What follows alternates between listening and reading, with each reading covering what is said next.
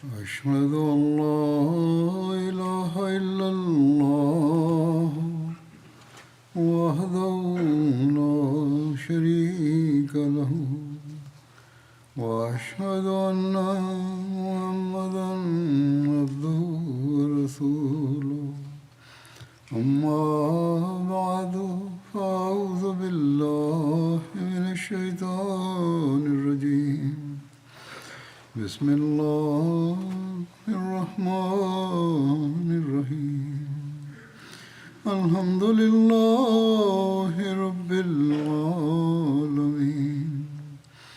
الرحمن الرحيم مالك يوم الدين إياك نعبد وإياك نستعين اهدنا الصراط المستقيم صراط الذين أنعمت عليهم غير المغضوب عليهم ولا الضالين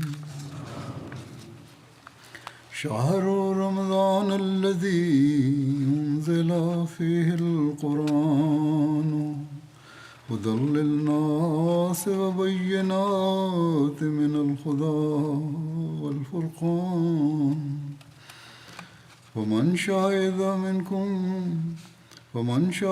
منكم الشهر فليصم ومن كان مريضا وعلى سفر فعدة من أيام أخر يريد الله بكم اليسر ولا يريد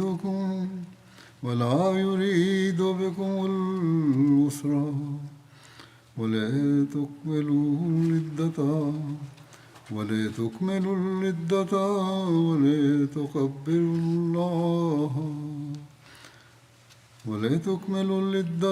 ولتكبروا الله على ما هداكم ولعلكم تشكرون.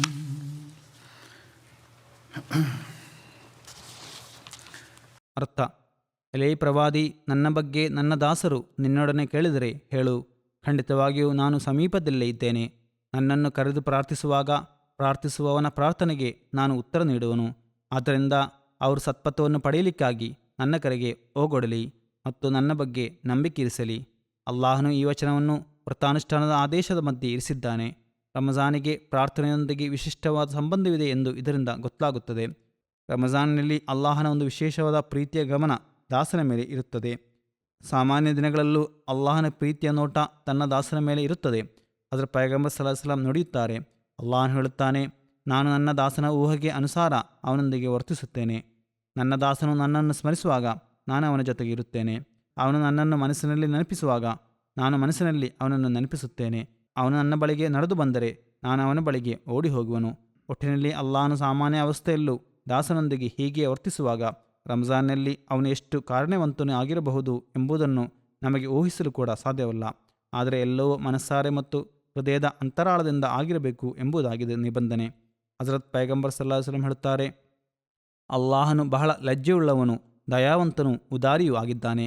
ದಾಸನು ತನ್ನ 2 ಕೈಗಳನ್ನು ಅಲ್ಲಾಹನ ಕಡೆಗೆ ಎತ್ತುವಾಗ ಅವನ್ನು ಖಾಲಿಯಾಗಿ ಮತ್ತು ನಿಷ್ಪ್ರಯೋಜಕವಾಗಿ ಮರಳಿಸಲು ಅಲ್ಲಾಹನು ಇಷ್ಟಪಡುವುದಿಲ್ಲ. ನಾವು ದುವಾ ಮಾಡಿದೆವು, ಆದರೆ ದುವಾ ಸ್ವೀಕೃತಗೊಳ್ಳಲಿಲ್ಲ ಎಂದು ನಾವು ಕೆಲವೊಮ್ಮೆ ದುಡುಕಿನಲ್ಲಿ ಹೇಳುತ್ತೇವೆ. ಆದರೆ ಎಷ್ಟರ ಮಟ್ಟಿಗೆ ಶುದ್ಧ ಹೃದಯದಿಂದ ಇದ್ದೇವೆ ಎಂದು ನಾವು ನಮ್ಮ ಸ್ಥಿತಿಯ ಬಗ್ಗೆ ನೋಡುವುದಿಲ್ಲ. ಅಲ್ಲಾಹನನ್ನು ಮೋಸಗೊಳಿಸಲು ಸಾಧ್ಯವಲ್ಲ. ಅವನು ನಮ್ಮ ಹೃದಯದ ಸ್ಥಿತಿಯನ್ನು ಅರಿಯುತ್ತಾನೆ.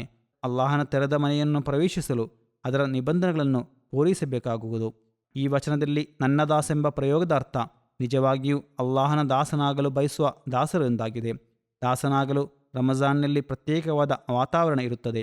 ಈ ವಾತಾವರಣದಿಂದ ಪ್ರಯೋಜನ ಪಡೆದು ಅಂತಹ ಸ್ಥಿತಿ ಉಂಟು ಮಾಡಿದರೆ ಅಂತಹ ನನ್ನ ದಾಸರೊಡನೆ ಮತ್ತು ನನ್ನನ್ನು ಪ್ರೀತಿಸುವವರೊಡನೆ ನಾನು ದುಆಗಳನ್ನು ಆಲಿಸುತ್ತೇನೆ ಮತ್ತು ಅವುಗಳಿಗೆ ಉತ್ತರಿಸುತ್ತೇನೆ ಎಂದು ತಿಳಿಸು ಎಂದು ಅಲ್ಲಾಹನು ಹೇಳುತ್ತಾನೆ. ಪ್ರೀತಿಸುವುದಾಗಿ ಕೇವಲ ನಾಲಿಗೆಯಿಂದ ಹೇಳುವುದು ಸಾಕಾಗುವುದಿಲ್ಲ, ಬದಲಾಗಿ ನನ್ನ ಆಜ್ಞೆಗಳನ್ನು ನೀವು ಪಾಲಿಸಬೇಕು ಎಂದು ಅಲ್ಲಾಹನು ಸ್ಪಷ್ಟವಾಗಿ ಹೇಳಿದ್ದಾನೆ. ಅಲ್ಲಾಹನಿಗೆ ಸಂಬಂಧಪಟ್ಟ ಹಕ್ಕುಗಳನ್ನು ಮತ್ತು ದಾಸರಿಗೆ ಸಂಬಂಧಪಟ್ಟ ಹಕ್ಕುಗಳನ್ನು ಈಡೇರಿಸಬೇಕು ಹಾಗೂ ವಿಶ್ವಾಸವನ್ನು ಸುದೃಢಗೊಳಿಸಬೇಕಾಗುವುದು. ದುಆದ ನೈಜತೆ, ಯುಕ್ತಿ, ಸ್ವೀಕಾರ ಮತ್ತು ತತ್ವವನ್ನು ಹಜರತ್ ಮಸೀಹ್ ಇಸ್ಲಾಂ ಬಹಳ ವಿಶದವಾಗಿ ವಿವರಿಸಿದ್ದಾರೆ. ಅವರು ಹೇಳುತ್ತಾರೆ, ಅಲ್ಲಾಹನ ಅಸ್ತಿತ್ವಕ್ಕೆ ಇರುವ ಪುರಾವೆಯೇನು? ಅದರ ಉತ್ತರವೇನೆಂದರೆ, ಅವನು ಬಹಳ ಸಮೀಪದಲ್ಲಿದ್ದಾನೆ. ದೊಡ್ಡ ಪುರಾವೆಗಳ ಅಗತ್ಯವಿಲ್ಲ. ನನ್ನ ಅಸ್ತಿತ್ವವನ್ನು ಬಹಳ ಸುಲಭವಾಗಿ ಮನವರಿಕೆ ಮಾಡಬಹುದಾಗಿದೆ. ಆ ಪುರಾವೆ ಏನೆಂದರೆ, ಪ್ರಾರ್ಥಿಸುವವನು ನನ್ನನ್ನು ಕರೆದರೆ ನಾನು ಅವನ ಕರೆಯನ್ನು ಆಲಿಸುತ್ತೇನೆ. ಮತ್ತೊಂದೆಡೆ ಹಜರತ್ ಮಸೀಹ್ ಇಸ್ಲಾಂ ಹೇಳುತ್ತಾರೆ, ಅಲ್ಲಾಹನ ಅಸ್ತಿತ್ವವನ್ನು ಹೇಗೆ ಗೊತ್ತು ಮಾಡಬಹುದು ಎಂದು ಯಾರಾದರೂ ಪ್ರಶ್ನಿಸುವುದಾದರೆ ಅದರ ಉತ್ತರ ಇಸ್ಲಾಮಿನ ದೇವ ಬಹಳ ಸಮೀಪದಲ್ಲಿದ್ದಾನೆ ಎಂದಾಗಿದೆ. ಯಾರಾದರೂ ಅವನನ್ನು ಪ್ರಾಮಾಣಿಕನಾಗಿ ಕರೆದರೆ ಅವನು ಉತ್ತರಿಸುತ್ತಾನೆ, ಇತರ ಧರ್ಮಗಳ ದೇವರು ಸಮೀಪದಲ್ಲಿಲ್ಲ, ಪತ್ತೆ ಕೂಡ ಇಲ್ಲದ ರೀತಿಯಲ್ಲಿ ಅವನು ದೂರದಲ್ಲಿದ್ದಾನೆ. ಹಜರತ್ ಮಸೀಹ್ ಇಸ್ಲಾಂ ಹೇಳುತ್ತಾರೆ, ನಾವು ಕರೆದರೂ ಉತ್ತರ ಲಭಿಸುವುದಿಲ್ಲ ಎಂದು ಯಾರಾದರೂ ಹೇಳುವುದಾದರೆ ನೋಡಿರಿ, ನೀವು ಒಂದೆಡೆ ನಿಂತುಕೊಂಡು ನಿಮ್ಮಿಂದ ಬಹಳ ದೂರದಲ್ಲಿರುವ ವ್ಯಕ್ತಿಯನ್ನು ಕರೆದರೆ ಅವನದಕ್ಕೆ ಉತ್ತರ ನೀಡಿದರೂ ಕೂಡ ನಿಮ್ಮ ಕಿವಿಯಲ್ಲಿ ಏನಾದರೂ ಕೊರತೆ ಇದ್ದರೆ ಅದನ್ನು ಆಲಿಸಲು ನಿಮ್ಮಿಂದ ಸಾಧ್ಯವಲ್ಲ.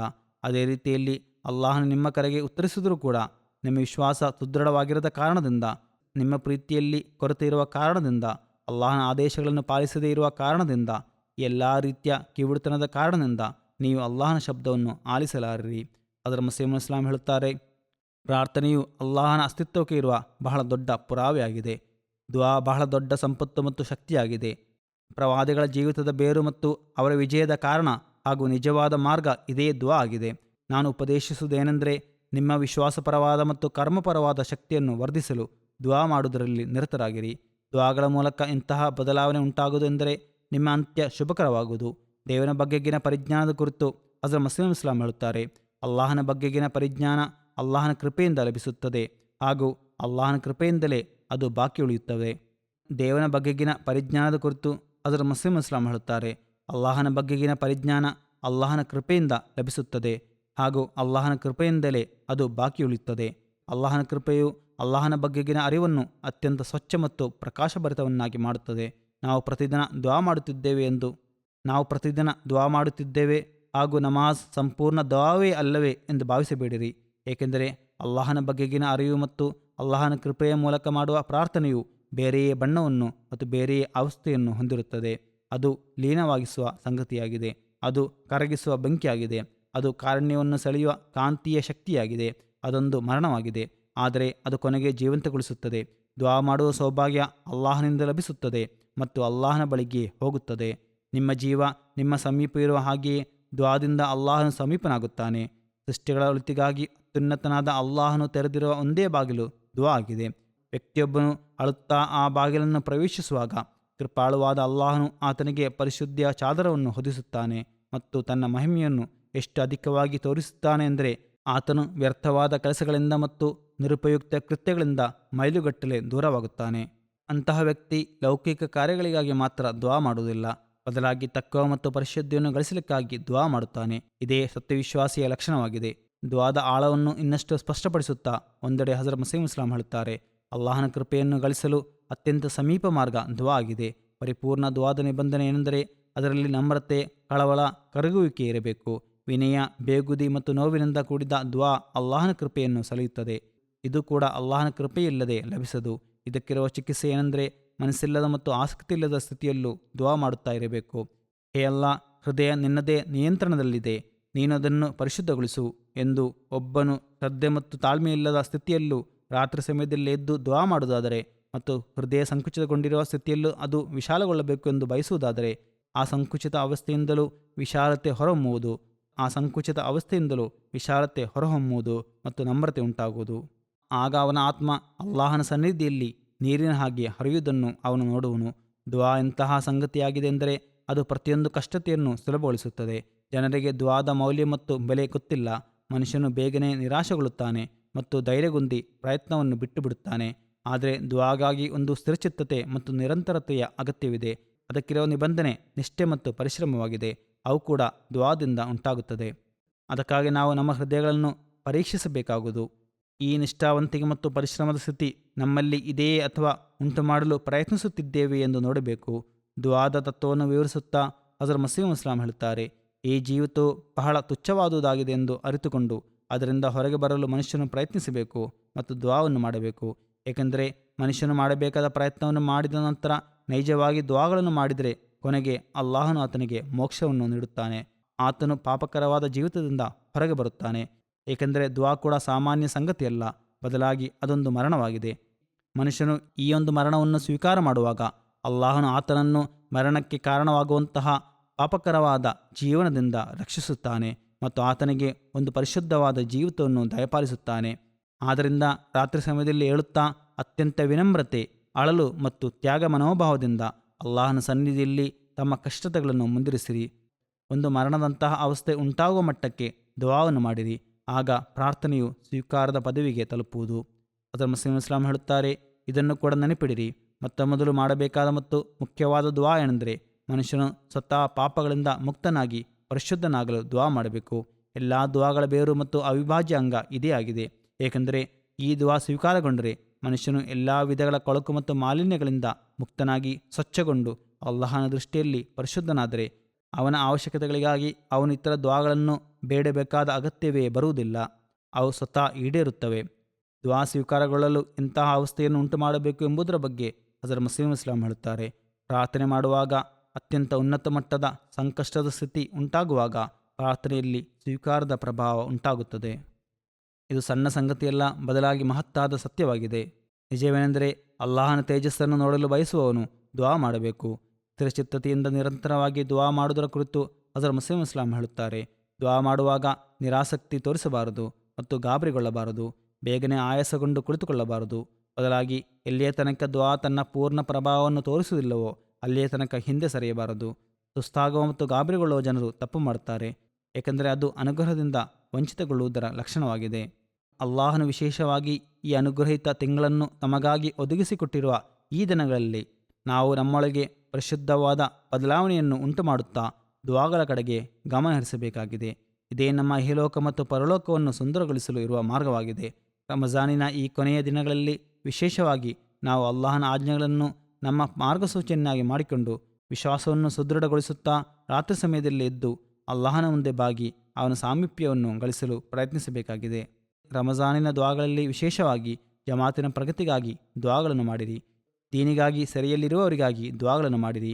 ಅವರು ಬೇಗನೆ ಬಿಡುಗಡೆಗೊಳ್ಳುವಂತೆ ಅಲ್ಲಾಹನು ಮಾಡಲಿ. ಯಮನಿನ ಸೆರೆಯಾಳುಗಳಿಗಾಗಿ ದುವಾ ಮಾಡಿರಿ. ಅಲ್ಲಿ ಮಹಿಳೆಯೊಬ್ಬಳನ್ನು ಜೈಲಿನಲ್ಲಿ ದೌರ್ಜನ್ಯಕರವಾಗಿ ಒಂದು ಇಕ್ಕಟ್ಟಾದ ಕೊಠಡಿಯಲ್ಲಿ ಇರಿಸಲಾಗಿದೆ. ಆದರೆ ಆಕೆ ಬಹಳ ಸಹನೆ ಮತ್ತು ಸುದೃಢವಾದ ವಿಶ್ವಾಸದೊಂದಿಗೆ ಅಲ್ಲಿದ್ದಾರೆ. ವಿಶೇಷವಾಗಿ ಅವರಿಗಾಗಿಯೂ ದುವಾ ಮಾಡಿರಿ. ಅವರು ಬೇಗನೆ ಬಿಡುಗಡೆಗೊಳ್ಳುವಂತೆ ಅಲ್ಲಾಹನು ಮಾಡಲಿ. ಜಮಾತಿನ ಕುರಿತು ಅಲ್ಲಿನ ವಿರೋಧಿಗಳ ಹೃದಯಗಳಲ್ಲಿ ಇರುವ ತಪ್ಪುಗ್ರಹಿಕೆಯನ್ನು ಅಲ್ಲಾಹನು ದೂರೀಕರಿಸಲಿ. ಫಲಸ್ತೀನಿಯರನ್ನು ಸಹ ದುವಾಗಳಲ್ಲಿ ನೆನಪಿಡಿರಿ. ಬಹಳ ಬದಲಾವಣೆ ಉಂಟಾಗಿದೆಂದು ಬಾಹ್ಯವಾಗಿ ಹೇಳಲಾಗುತ್ತದೆ, ಆದರೆ ಸ್ಥಿತಿಗತಿಗಳು ಇನ್ನಷ್ಟು ಹದಗೆಡುತ್ತಿವೆ.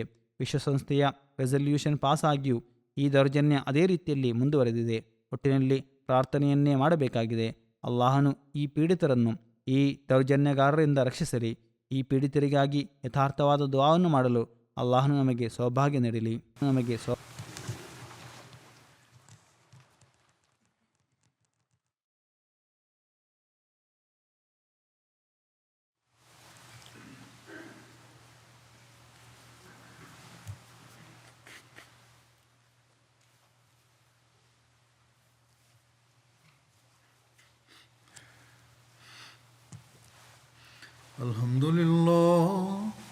الحمد لله نحمده ونستعينه ونستغفره ونؤمن به ونتوكل عليه ونعوذ بالله من شرور أنفسنا ومن سيئات أعمالنا من يهده الله فلا مضل له ومن يضلل فلا هادي له ونشهد أن لا إله إلا الله ونشهد أن محمدا عبده ورسوله عباد الله رحمكم الله إن الله يأمر بالعدل والإحسان وإيتاء ذي القربى وينهى عن الفحشاء والمنكر والبغي يعظكم لعلكم تذكرون اذكروا الله يذكركم وادعوه يستجب لكم ولذكر الله